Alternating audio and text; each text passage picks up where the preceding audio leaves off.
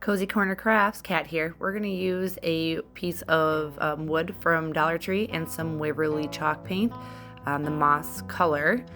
Yes, I know I've got enough on there probably to paint the village, but today we are going to make probably a wall hanging. I'm not quite sure what I want to do with it quite yet.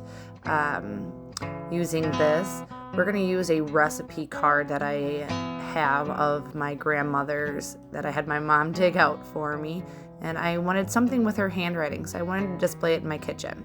So we cover that in the moss, and then I take a wax cube and I cover the entire board in the wax. Some random wax melts that I had, anything will do, a tea light. And then I'm going to take the ivory chalk paint by Waverly. I get this out at Walmart. I'm going to cover this just with a good rough coat. It's okay because I do want that rustic kind of farmhouse look to it. So it's okay if some of that green shows through. Because you're going to see what we're going to do here in just a minute. But this one means a lot to me because it has my grandmother's handwriting on this recipe card, and that's why I had my mom dig it out for me. But we are going to scuff this up now. What that wax does is it doesn't let that full white or ivory, Waverly paint truly adhere to the moss.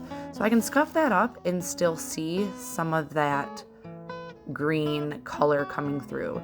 The video doesn't do it justice. It's a beautiful color, but we will come back to that. Here's a copy. I photocopied it. I didn't want to use the original on my first attempt here.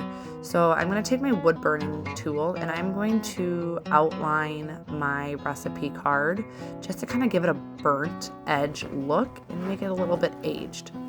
So here we go. We're going to take that piece of paper and we are going to figure out where we want to put it, and then we're going to Mod Podge it to our board.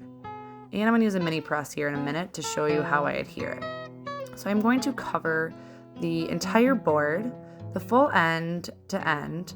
I want to make sure that I've got a full coat on there to help seal in that paint that's already on there, the paint and the wax. And then I'm going to let that dry. Now that sounds silly, but we're going to let it dry.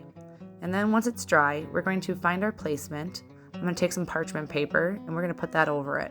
And then we will use our mini press to apply heat to it. What that does is it brings the adhesive back out in that Mod Podge. I didn't want to put wet Mod Podge over the top of it. I was afraid that it might bleed the ink since it was just printed on computer paper. Again, a lot of trial and error. That's okay. So we peel that off. Voila. Okay, that looks great. I don't want to put the Mod Podge, technical difficulties, the Mod Podge over the top again. So I'm going to use a spray Mod Podge sealant. This isn't going to be the complete project. I have a lot more that I want to do to it, but I will show that to you in the end. I love you guys. Thanks for watching.